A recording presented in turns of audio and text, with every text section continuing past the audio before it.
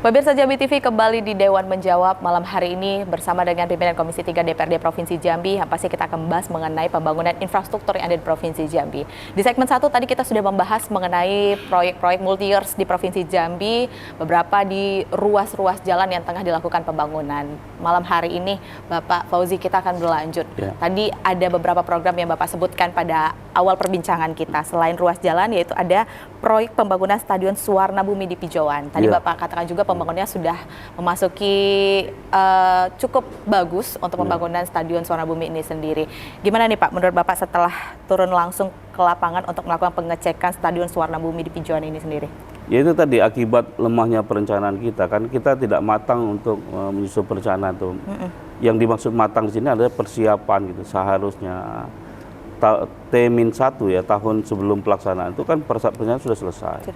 Sehingga ya seluruh aspek itu sudah diperhitungkan secara matang, aspek teknik, aspek pembiayaan. Nah, kejadiannya hari ini dengan anggaran yang 200 miliar lebih itu ternyata masih kurang untuk menyelesaikan sesuai dengan desain DED-nya, sesuai dengan perencanaan teknisnya, sehingga dilakukan adendum itu. Jadi sekarang kapasitas stadion itu berkurang dari perencanaan awal.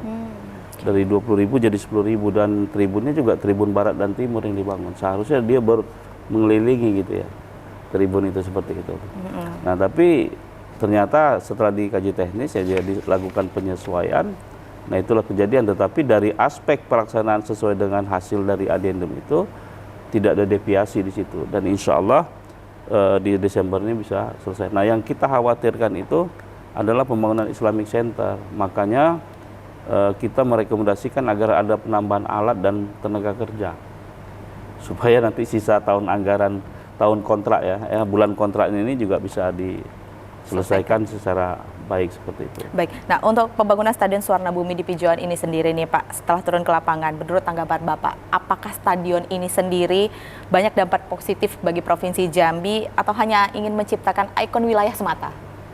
Saya kira gini ya, kan untuk menyusun sebuah perencanaan kegiatan itu program, itu kan ada kajiannya, ya kan, kajian akademis, kajian teknis, dan kajian politis. Nah, sempat ya Dewan ini juga mempertanyakan gitu pemindahan lokasi stadion. Awalnya kan di SPN ya, di PAL 10 sana. Secara keruangan, secara spasial, tata ruang kita mengatur itu.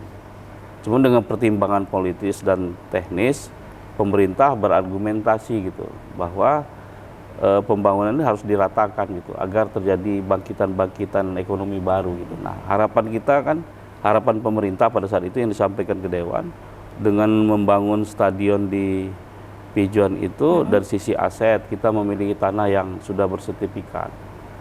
Yang kedua kajian ekonomis juga sudah ada kajiannya, visibility study-nya juga sudah dipaparkan. Nah, kemudian sebenarnya harapan kita ada bangkitan ekonomi baru di kawasan itu. Ya kan, akan industri-industri UMKM akan tumbuh sehingga ekonomi masyarakat di sekitar aset yang akan dibangun oleh pemerintah juga akan bisa meningkat dan akhirnya juga bisa meningkatkan kesejahteraan masyarakat di kawasan itu. Nah, cuma saja memang kami menilai bahwa agak terlalu jauh ya dibangun di situ ya. Dulu sempat kita menawarkan konsep, kenapa tidak KONI itu saja direnovasi, letaknya secara LQ ya, location question itu di tengah kota, kemudian juga banyak ekonomi ikutan yang bisa mensupport ya di dalam ketika ada event-event olahraga tingkat nasional maupun internasional, sehingga juga aset kita akan berdaya, kemudian uang ini bisa bermanfaat dan bisa menghasilkan sebuah bangunan infrastruktur gedung yang betul-betul bisa multifungsi dan bukan hanya untuk kegiatan olahraga saja. Mungkin orang memenuhi kebutuhan sosial juga bisa di situ. Mungkin ditata ada tamannya gitu kan. Kemudian malam-malam orang bisa berjualan. Karena ini memang di tengah pusat kota dan aksesnya dekat. Tetapi pertimbangan pemerintah pada saat itu tidak seperti itu. Dia akan merangsang adanya bangkitan tumbuh infrastruktur lainnya di sepanjang ruas itu. Makanya diarahkan sana. Oke, karena itu pertimbangannya juga secara matang dan secara akademis sudah dilakukan perencanaan teknisnya. Ya kita bisa setujui gitu. Dan kebetulan di APBD-nya itu sempat berpolemik.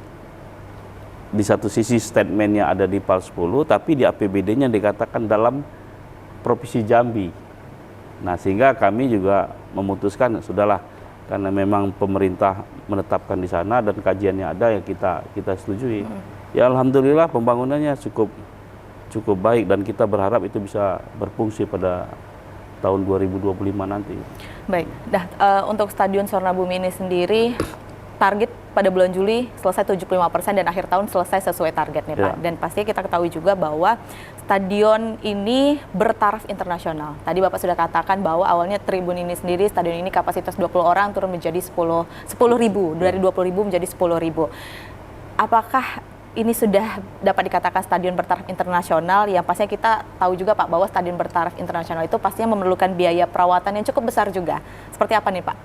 Yang pertama bahwa kita koreksi dulu, tidak ada kata-kata internasional di dalam penganggaran gitu ya. Ini harus diluruskan. Ya kan, kita tidak pernah mendorong itu menjadi stadion bertaraf internasional. Secara akuntansi dan anggarannya juga di APBD ya, di rincian kegiatan tidak termaktub di dalam APBD-nya, di dalam multi-use kontraktor bertaraf internasional. Ini harus diluruskan dulu. Tapi mengarah nanti ke depan perencanaannya ke arah internasional itu sangat dimungkinkan. Maka berdasarkan hasil FS, ya DED dan sebagainya, itu juga masih membutuhkan anggaran cukup besar untuk memenuhi sesuai dengan pool desainnya. Jadi pool desainnya sudah ada. Nah, kalau semuanya dipenuhi di pool desain itu anggarannya mungkin mau sekitar 600-an miliar. Nah, sekarang kan cuma 200 sekian. Ya kan? Artinya nggak cukup. Nah, ketika nggak cukup, secara fungsional mana yang menjadi prioritas dibangun tadi? Maka kan turun tuh dari 20.000 jadi 10.000 kapasitasnya. Kan ada tribun timur dan barat ya sudah berbentuk. Tetapi untuk bangunan-bangunan pelengkap lainnya, untuk menuju tadi ke stadion bertaraf internasional, kita masih butuh biaya yang cukup besar. Beda ya dengan di Jakabaring ya. Jakabaring itu memang secara politis memang komprehensif gitu ya. Secara politis dukungan pusatnya juga kuat ya, kemudian dukungan politik daerahnya juga kuat, sehingga itu dibangun secara tanggung renteng. Nah, kalau kita kan enggak. Karena ini menjadi program strategis Pak Gubernur, maka dibiayai oleh APBD. Nah, kalau berbicara APBD, APBD kita kan tahun terakhir ini kan baru tembus di 5,4 triliun ya. Sempat turun waktu Covid. Artinya kapasitas fiskal kita sekarang juga menurun dari sedang ke rendah. Nah, ketika rendah, maka kemampuan pemerintah daerah melalui APBD-nya untuk membiayai program prioritas akan semakin kecil. Nah, inilah kejadian. Tapi ya kita lihat sajalah nanti. Mudah-mudahan ini bermanfaat untuk masyarakat Jambi. Baik, pastinya harapan kita juga ya agar bisa memberikan dampak positif dengan dibangunnya stadion ini dapat merangsang pembangunan terlebih lagi perekonomian ya untuk masyarakat di kawasan sekitar ya Pak ya. Sekitar. Baik, Bapak ini sendiri pernah menjabat nih selaku Kepala Bapeda Provinsi Jambi sebelum bergabung di DPRD Provinsi Jambi. Tentunya Bapak paham dengan anggaran dan mekanisme pembangunan di suatu daerah tersebut. Apakah pembangunan yang dilakukan eksekutif saat ini sudah tepat Pak menurut Bapak? Jadi begini ya, kalau cerita RPJMD itu tuh produk politik.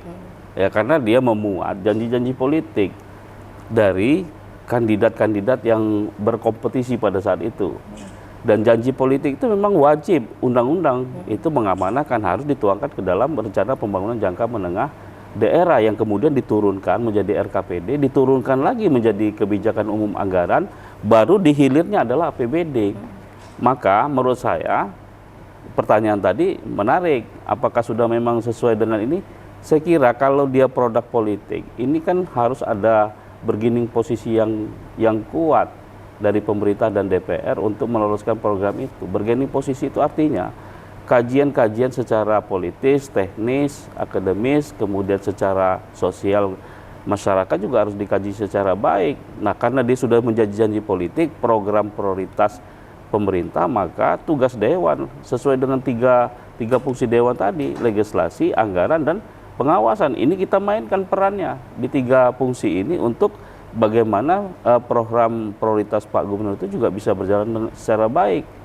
Jadi memang pertanyaan agak berat dijawab. Ini mau secara politis atau secara teknis kan gitu. Kalau dalam konsep perencanaan, ya koreksi kami sudah sampaikan pemerintah agar jangan terulang lagi ke depan ini dalam melaksanakan program prioritas, apalagi dia bersifat multi use kontrak ya, tahun jamak. Saya kira harus dipersiapkan dulu secara matang perencanaan. Sehingga tidak terjadi misalnya isu kekurangan anggaran di Stadion Suwarna Bumi, kemudian kekurangan anggaran juga di Islamic Center, itu akan terjadi itu, kekurangan itu. Nah, memang tugas Pak Gubernur untuk bisa menyelesaikannya di tahun-tahun berikutnya, supaya itu memang bangunan sesuai dengan gambar full desainnya gitu ya. Nah, jadi seperti itu penjelasannya. Baik, harapan kita juga pastinya Pak, agar program multi years ini dapat selesai dengan tepat waktu ya Iya. Pak ya. Itu memang harus tepat waktu. Benar. Karena memang janjinya memang dia bisa diselesaikan. Baik, karena masyarakat Kalau enggak pasti... tuh enggak mungkin Dewan bisa menyetujui itu. Benar sekali. Masyarakat sepertinya juga menanti-nantikan nih Pak, program-program atau kan proyek multi years menjadi tersebut. aset publik nanti. Benar sekali. Dan pemirsa Jambi TV, perbincangan kita semakin menarik pada malam hari ini, tentunya bersama dengan pimpinan Komisi 3 DPRD Provinsi Jambi. Kita akan kembali usai jeda berikut ini masih di Dewan Menjawab.